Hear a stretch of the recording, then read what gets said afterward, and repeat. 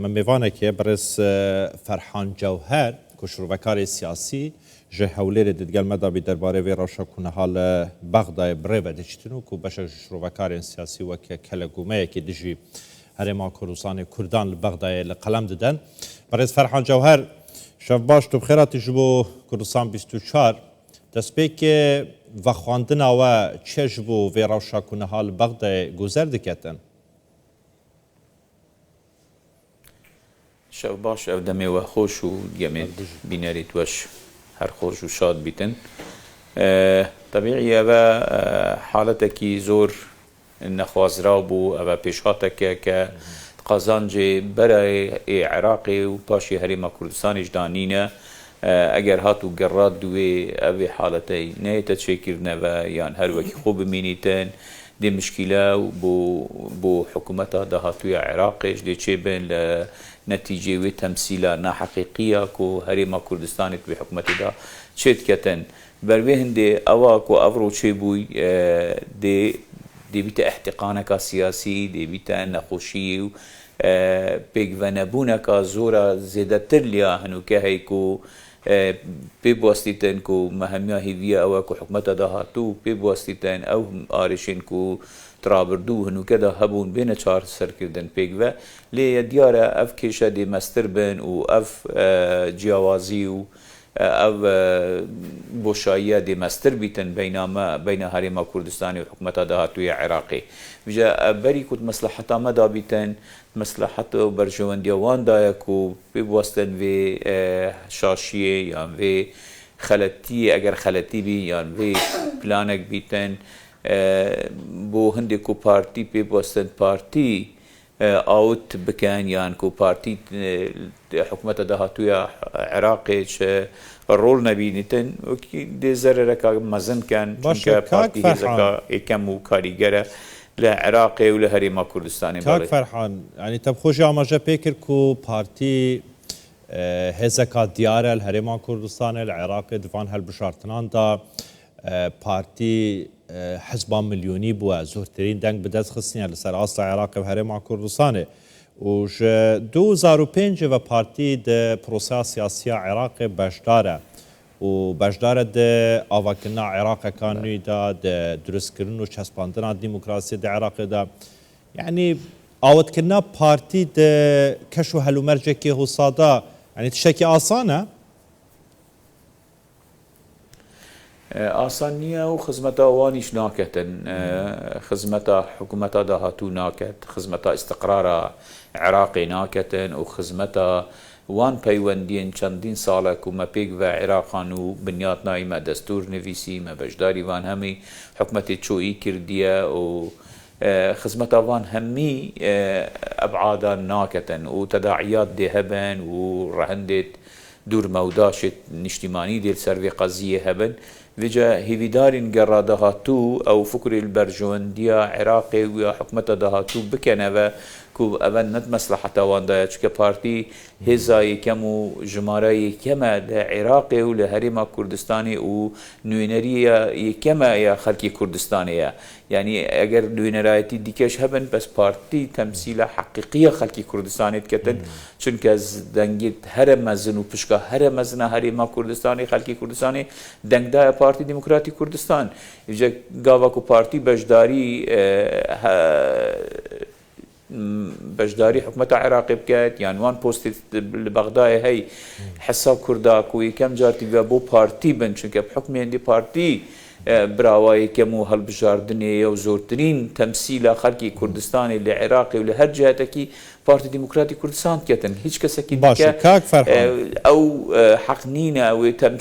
وتمثيله بكب وكي بارتي يعني رجيه يعني تشكي رجيه بس رجيه بارتي قالك بلنترا ده تشارشوفيا اخفتن انت وشروفين انت شبو او روشانها عراق تدا درباز بيتن يعني اوت كنا بارتي فوق المستحيلات يعني تشتكي زوري زحمته وزوري استمه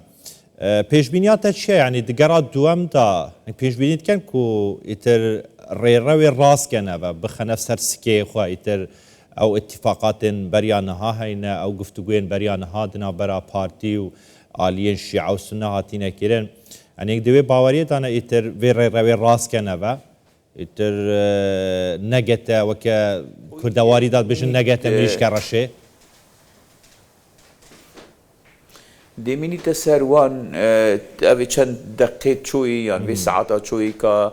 كان رونشتن بونا از بيجم رونشتنك بيدا بونا بين فراكسون جدايت برلمان عراقي ويا جل بارتي دا رنجا اب كوبونواتانا اگر في بيدا چونه كربيتن يعني رنجا اتفاقك تيدا هاد بيتا كرن احتمال ري بقوريتن بس دلنيايه واگر اتفاق نهاد بيتا كردن اگر دانشتن چه نبو دانشتن چه بو بيتن و چه كفتن نهاد بنا كردن تأكيد هر دي وكي خوشيتن و رنجا پروسەکە وەکی گەڕێ کەمی چۆی وە بچۆ بیتن ئەگەر هیچ اتفاقك و تشتێک نەکردبی چونکە ئەگەر اتفاق نەکردبی ئەو مستر بن سەروێندێ دەنگێ بدەنە کەسێکی کۆ غەیرە پارتی بیتن بۆوان ئەو وەدزانن بۆوان سەهەلترە چونکە داواکاری و قەزیەکە مەسەلە دگە پارتی بۆوان زۆر زەحمەتترە کۆ دگە خەلکی دیکە بیتن یعنی بۆوان ئاسانترە خەلکی دی ڕەنگە ئەو مەرج و داواکاری نەبن ئەوێت و پارتی هەی بۆ هەندێک و ئەو مەرج و داواکاریت هەرێما کوردستانی خۆلێ بەدەزن یان جێبجێ نەکەن یان خۆلێ دوور بێخن ڕەنگە بۆوان سەهلتر و ئاسانتر بی تەبعاً دێدەنگی دەنە کەسێکی غەیرە پارتی بۆ هەندێ باشە کاک فەرحان کۆ ئاسانی کۆڵ داواکاریت هەرێما کوردستانی vekن باشە کاک فەرحان يعني تو بخۆشی دزانی كو عراق تني عراقي چاپدريا به پروسه ناكن يعني به پروسه سياسي لعراق بريفا نابن حتما امريكا يك جوان هزانه يك جوان ولاتانه كو هميشه چاپدره لسر پيكينانا حكومتي وهالبشاتنا دسته سروكاتيا برلماني يعني جنابته بخوشي دزانيتن كو امريكا جبلي حبونا باليوس خانه كي د عراق دا ترامپی نینره که خوی تایبت دیاری که جبو کاروبار عراق مارک ساوایا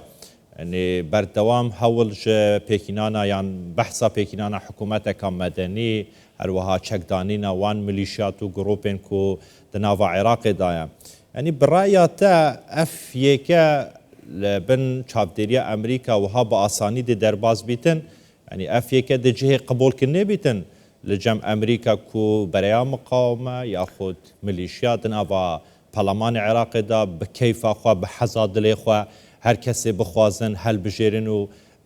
بوستان بدنه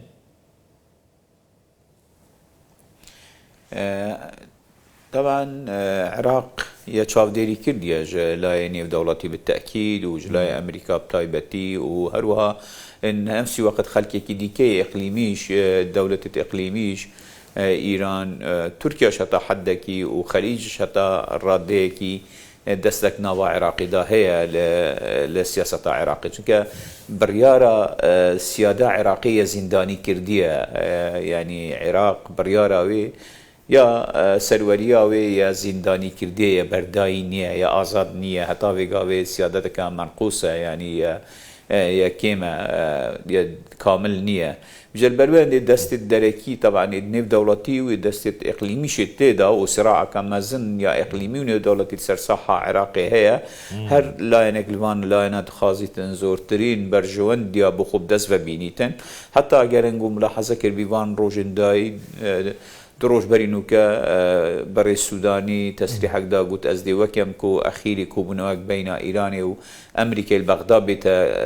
بيتا كردن وترتيبات كوبنواك دي كم بو هردوكا كو بيتا كردن رنجا زياتر بو هندي بيتن كو بو اكلا كردن و بوست سروكي وزيرا بيتن يعني بوست سروكي وزيران حتى استاكل ناف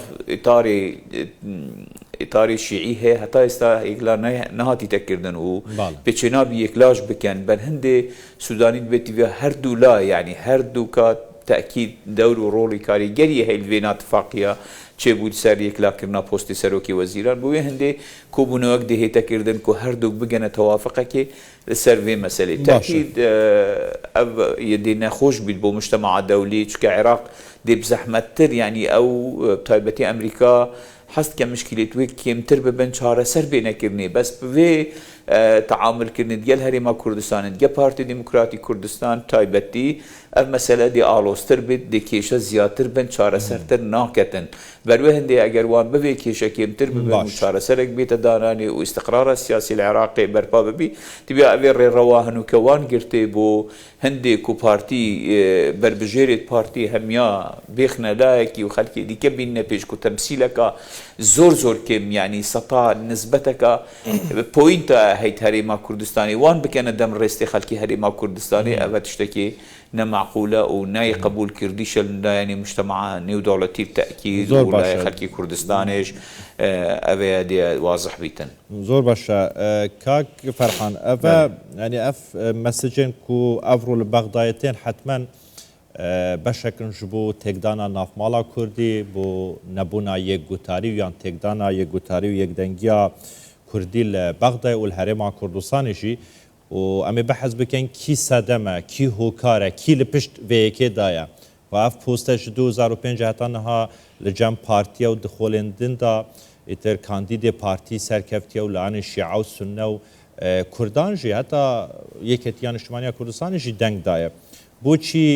دنها دا گەیشتەوی ئاستەی و پارتی تنێ لە بەرەیەکی ببینیتن و لاانێن دیکە پێک بە دگەل بەرەیە مقاومە یان ملیشات و گڕۆپاتên çekdardinava Iraqê da îtir kevne bereyekê da dijî ev Herêma Kurdistanê başa Kak Ferhan germe bimîne em pêk ve bizanîn ku dawî zanyarî li nava hola Perlemanê çi heye kombonê dest pê kiriye dest pê nekiriye Hoşmend Sadık نوچەگەهانê me li nava Perlemanê Iraqê werdigirim hoşmend pê deçêtin li eksprêşinekanî cenab diyar e معلوماتی نوێ زانیاری نوێ تێت وەرگرتیم ما بەحەز بکە داوی زانیاری چ هەنە کۆمبۆنێ دەست پێکردیانە فراکسیۆنا پارتی دەربازی هۆڵا پەرلەمانێ بوو سڵاو لێ بێ عەباسم کاتت باش لە دوایەوەی کەوا ئەنجامی هەڵبژاردننی بۆ دەنگدان بۆ جێگری دووەم ڕاگەیەندرا کە چوە خولی گەڕی دووەم ئیدی پشوێکی کورتیان وەرگرت چاوەڕوانیان کرد کە بێنە نێو هۆڵی کۆبوونەوە دوایەوەی چەندجار هەڵی زەنگی ئاگادارکردنەوە لێدرا بۆەوەی کەوا بچنەوە نێو هۆڵی کۆبوونەوەکە بەڵام نیسابی یاسایی تەواو نەبوو دانیشتەکان نزیکەی کاتژمێرێکی دیکە ئێستا دواخراوە ئەم دواخستنا لە بۆ ئەوەیەکەوە پارتی دیموکراتی کوردستان لەگەڵ لایەنەکان دیکە دەست بە گفتوگۆ بکات بەشێک لەو پەرلەمانتارانەی کە نوێنەری فراکسیۆنەکانی دیکە بوون هاتنە لای فراکسیۆنی پارتی گفتوگۆیان کردواتر کە دانیشتەکە بۆ کاتژمێرێک دواخرا ئیدی پارتی دەستی بە گفتوگۆکان هەم لە ناو پەرلەمانی عراق دەست پێکرد لەگەڵ فراکسیۆنەکان و لەسەرەوەش لە مەکتەبی سیاسی پارتی دیموکراتی کوردستان لەگەڵ چوارچەوەی هەماهەنگی دەستیان بە گفتوگۆ کردووە بۆی کەوا بگەنە ڕێکەوتن دەنگ بە کاندیدی پارتی بدەن لەگەڵ بەشێک لە پەرلەمانتارەکانی پارتی قسەم کرد ئاماژان پێداوە کە نابێت بەی شێوەیە قسە بکەین تاوەکو دوای دەنگدانەکە بزانین بەکوێ دەگات و دەیانەوێت هەوڵ بدەن زۆرترین دەنگی ئەندامانی ئەنجومەی نوێنەران بۆ لای خۆیان بن پێشتر دکتۆر شاخەوان عەبدوڵڵا بەجیا چووە لای فراکسیۆنەکان دوایەوە ئامینە زیکری و شاندی ئەندای مەکتەبی سیاسی پارتی و شاندی بارگای بارزانیش پێکەوە لەگەڵ بەشێک لە پەرلەمانتارەکانی دیکەی پارتی ڕۆشتە لای لایەنەکانی دیکە ئێستا ئەکرێ بڵێن لەگەڵ ئەو فراکسیۆنانەی کە لەنێو ئەنجومەنی نوێنەرانن لە گفتوگۆدان چاوەڕوان دەکرێت لە ماوەی ئەم کاتژمێرە گۆڕانکاریەکی زیاتر لە هەڵوێستی بەشێک لە لایەنەکان بێت ئێستا مەبەستت لەو کاتژمێرە چەندە ئۆشمەند مەبەست لەو کاتژمێرە یعنی بۆ سەعەت 11 دواخرا بۆ ساعت سەرەتای ساعت 11 کاتژمێر 11 دواخراوە چونکە تۆ دەڵێ کاتژمێرێک وامزانی دەڵێ کاتژمێرێ دەبتە 11:30 ئەو کاتژمێری کە دانیشتەکە دواخراوە دانراوە بۆ گفتوگۆکردنی لایەنە سیاسیەکان بۆی کەوا هەوڵ بدەن بەڕێکەوتنەوە ئەم جارە بچنە نێو هۆڵی کۆبوونەوەکە و بە تایبەت ئێستا کە پارتی دیموکراتی کوردستان لەگەڵ بەشێک لە ئەندامانی فراکسیۆنەکانی دیکە لە کۆبوونەوەیە بۆی کەوا گفتوگۆکانیان ئەنجامێکی هەبێت بە تایبەت لەبارەی دەنگی زیاتر بۆ دکتۆر شاخەوان عەبدوڵڵا کۆ بکەنەوە چونکە گەڕی دووەم کە دەنگدان چوە گەڕی دووەم ئەو کاتە بە زۆری نەدەبێت نەک ئەو کەسەی کە دەبێت 166 دەنگ بەدەست بێنێت چەند کەس چوونە ژوورەوە پەرلەمانتاران لەوێ ماون لە کاندیدی پەرلەمانیان بەجێ نێشتووە بەشێکیان بەجیان هێشتووە بەشێکی دیکەی زۆریشان ماونەتەوە لە کافتریاکان و لە فراکسیۆنەکانی خۆیان و بەشێکیان چوبوونە هۆڵی کۆبنەوەکە کە زەنگی لێدان نزیکەی 150 تا 160 ئەندامێکی پەرلەمان چوبوونە ژوورەوە نیساب تەواو نەکرا بۆیە دانیشتنەکە ئەو کاتژمێرە کە دواخراوە چاوەڕوانی گفتوگۆکان دەکرێت هەر یەکە و لای خۆیەوە دەستی بە گفتوگۆ کردووە و لە دەرەوەی پەرلەمانی عراقیش گفتوگۆکان هەیە بۆی کەوا هەوڵ بدرێت کە کاندیدی پارتی دیموکراتی کوردستان دەنگی زۆرینە بەدەست بێنێت و جگەل لەوەش ئەم دۆخەی ئێستا لە پەرلەمانی عراق هەیە کاریگەری دەبێت لەسەر هەرێمی کوردستان لەسەر پێکێنانی حکوومەتی چونکە بەتابەت پۆستی سەرۆک کۆمار ئەگەر پێویستی بەدەنگی زۆرینە هەیە بۆی کەوا هەر کەسێک کاندید بێ و پۆستە وەربگرێت ئەگەر هاتوو پارتی دیموکراتی کوردستان کاندیدەکەی دەرنەچوو و دۆخە هەر بەردەوام بوو ئەوە 100% کاریگەری دەبێت لەسەر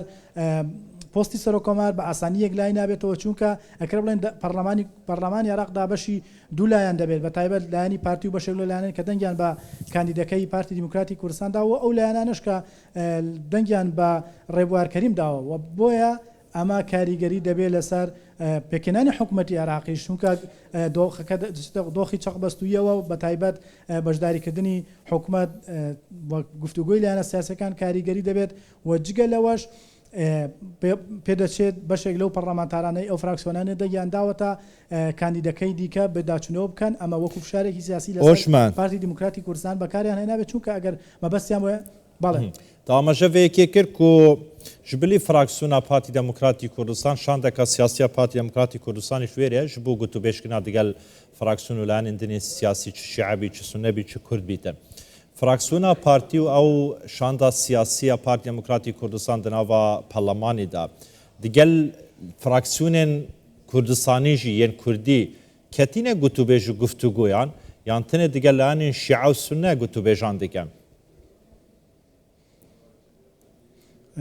ئەباس بەداخەوەم قسەیەکەم پارتی دیموکراتی کوردستان فراکسیۆنی پارتی وە شانی دانوستانکاری پارتی لەگەڵ هەموو لایەنەکان گفتوگۆیان کرد تەنها لایەنە کوردیەکان نەبێت لەبەرەوەی بەڕاستی دۆخەکە وای خواست هێندەی دیکە کێشەی خستەنێ و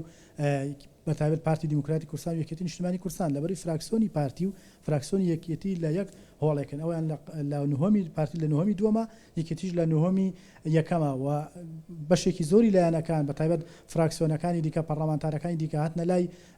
پارتی دیموکراتی کوردستان تەنها یەکێتی نهاتە لای ئەوان و گفتوگۆکان قسەم لەگەڵ کردن گفتوگۆتان لەگەڵ ئەوان شەیە وتیان ناتەنها لەگەڵ چوارچەوەی هەماهەنگی گفتوگۆمان هەیە و بەتایبەت بەشێک لە لایەنەکانی دیکەش بەڵام لە نێو لایەنە کوردەکان لەبەرەوەی ئەوان بەشێک جگەلەوان لایەنە ئۆپۆزیسیۆنەکانیش ڕایانگەاندووە کە بە هیچ شێوازێک نانە نێو گفتوگۆی نێوان پارتی دیموکراتی کوردستان بۆ پێکێنانی حکوومەت و بۆ هەڵبژاردننی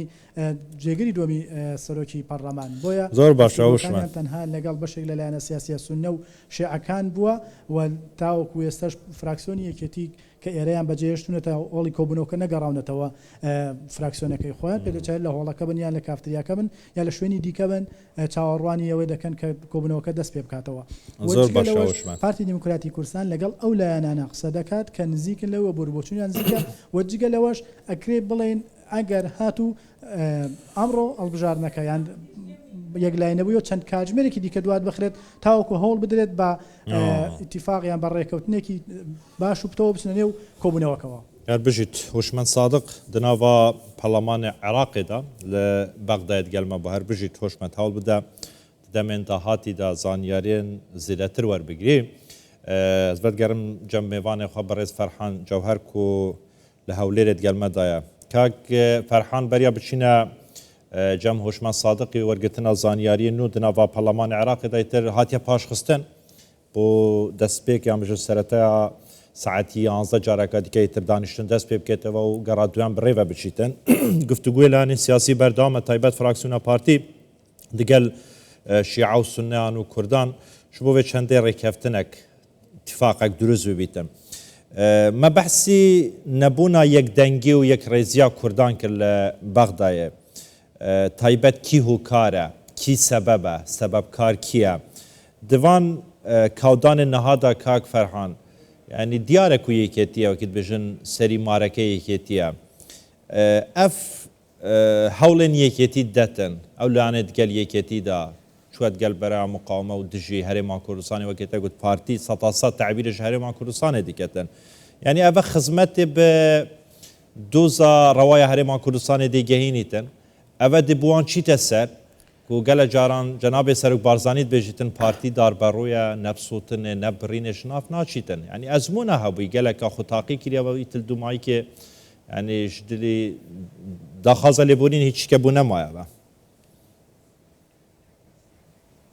بله نه تأكيد خدمت ناكتن وبتأكيد أبا بيتشينا بيتن بو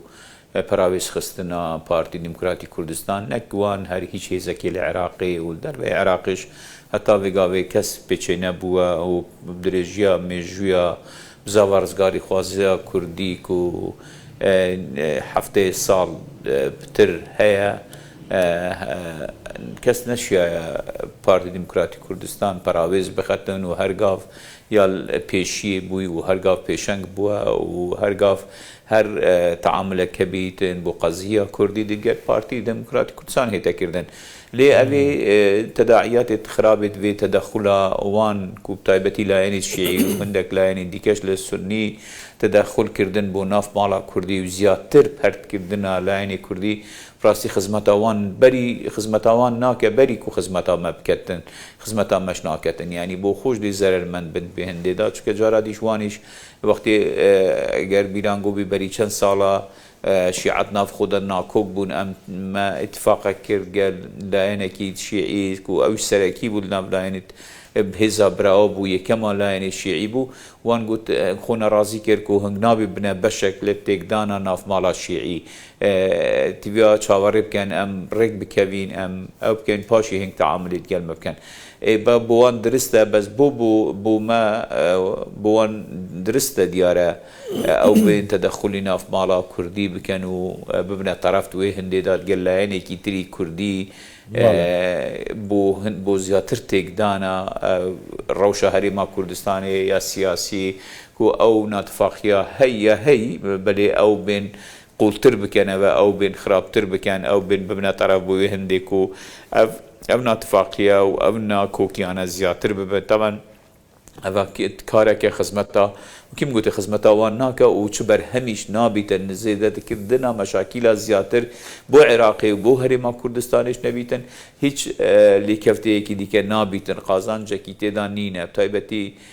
حقا لاني كيتين اجتماعي زور پیدا چونه کی سیاستا خدا بکتن اب سیاستا هو یاکو درچونه ج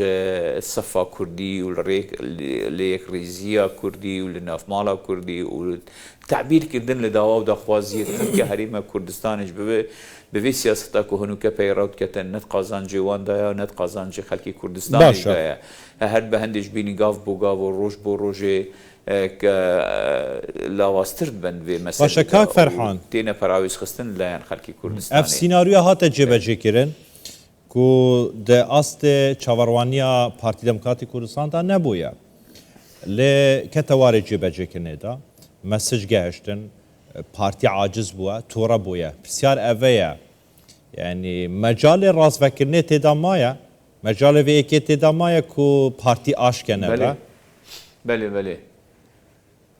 بله تدا مایا الگره و کی من گوتی اگر هاتو و گره گره هل دو محل بجاردنا جیگیری دو میسرو کی پرلمان عراقی که هنوکت دی پشتی چند گاوا کادی دست پیکته و دی پیوستن لعینی دیگه سیاست خدا بشنوه لعینی عربی شیعی سنی ابتدا بشنوه کو تعامل کردن که هزکا زور یا کچکه چاو هزکا زورا مثلا کو تمثیل خلق کردستان کتن اوه دی بخو معادله که لاسنکت معادله هاوسنگ نینه معادله که دی خلط درچیتن و دی قازان جوان دانا بیتن بری که قازان جی مجدانه بیتن بوی هندی مجال مایه که پی بوستن ویجاری وی خلطیا خو راز وکن که درست ببینن سیاست واقع ببینن سیاست تشتکی واقعیه نه خیاله نه وهم بخود چه کرده بیتن که دی پیوستن اختیار کردن شخصی که تمثیل که زوریا که ما خلقی حریمی کردستانیت کتن چاف هزه که دیکو براویز بخن که تمثیل سطا نسبتك جلق زورا خلقی حریم کردستانیت کتن اما بخو نابتا سیاستك واقع بین نابتا وی هندیکو او سیاسی بن لدو حلکی بگرن بو آرشن هريما كردستاني لحكومة دهاتو عراقي أبا نشاني بهندي واد فيت قولتر بكن آرشا كيشا آلوستر بكن ناكوكين نابرا هريما كرد لأن هريما كردستاني زياتر بكن بوي هندي دا مشاكل تكون هندا صالة دواكاري ودا خوازت كردا هاي حل نكن وهنوكش دي خولي بدزن كردواري دا أخفناك هاي كاك فرحان بيجيد فيران فيرنكا بديليش لينكا يعني اف هولا افرو كو يكتير دقال بشك جلان دنيا سياسيين كردستان دقال بريا مقاومة دقال وان لانن كو انتي هرما كردستان انتي كردانا يعني اف سيناريو جيبا جيكر اف كي نشان نادتن كو صباحي يتر دانانا بوستان كساتيان لعراق دا صلاة كردان دا نمينيتن تلاني الشيعة حزب هر کسی که بکتن هر کاراکتری که بکتن بشته هیز ده صلاة مدایا و دنگدان ده دست مدایا و امزورینه نو یتر مکی بویتن دیوی دانن یعنی صبحی بو هل بشاتنا سر کمار عراق جی لوانه کسی که او خوبینن کاندید بکن بجن اوه کردو دی کاندید کن و دنگی دینه و بس تا من اوه یعنی وقت بجن درفتک دان نیه بلانن انتی هرما کردستانه بله تأكيد اگر هو بچیتن دی گری نفسر وی سیاستا کو پیرو کردی چند سالین رابردو حکومتین ات سردمی صدام حسینی و بری ویشی کو هر گاوا کو دویان دی کسکی بناوی کردادانین کردکی دی اینن بیوی کو هیچ پیوندیک علاقة خلق هريم كردستاني وسياسة خلق هريم كردستاني وأحزاب ولايات هريم كردستاني هبيتن ذاك سكيدان تنها جنسياوي هوياوي رجزاوي كردا ودي دا كان غطاء دا كان پردك بو دا بوشينا همي وان سياسة تكون بن ناوي كسكي كردا بيروت كردن دجي كردستاني جاب تأكيد أجر ريلينه تجرتن أبي تداعيات خطر دي المترسي ناق دي هبن بو في چندي كوبي اتجاهي دا بچين سبي هر كسكي وافيا بو هندي كو سياسة خطي بارينن وبناوي كسكي كرد بينن كان سر كومار كان وزير خارجية بكان نائب الرئيسي برلماني ونشا درفا بدن وكي كو جارة سردمت بري نشا خلق دنيا داد قوت ثورة كردي شورشا كردي شورشا كان الرواية چونك هنگ بينن كردا تمثيلها هاي البغدا فرمون طه جزراوي كردا طه محي الدين معروف كردا نزانم كي كرد بون هم الراس بو كرد بون بلي ايوان ها ياسين رمضان قلت كردا وهبو يعني بله طه جزراوي يعني طه رمضان كرد بون هم كرد بون بس لو قالك بعثية عرب خراب تربون بو خلقي كردستاني بو هندي كو بارتي ديمقراطي كردستان ري دفيت ريد لوي سياسة بقريد كجارة دي حكومتها عراقي نش تفسر وين نهجي يعني تقليدا والنهجي كو بري چندين صالحات يكردن وكو خلق عراقي ومهم يزهر اللي ديتي يعني بارتي ريل وي سياسته بقريتن كو نقر نفسروي اساسي بس مخابن هندي بيتشيتن ديارة وان فيتن زور باشا خلقك ضعيف بينن هل بجيرن خلقك بيتن كو قوشكي خبدت سياسة وان هر بجيت رئيس كاك فرحان جوهر شروفكار السياسي كو لهولير قال ما بو قالك سباس جبو شروفين كاك فرحان هر بجيت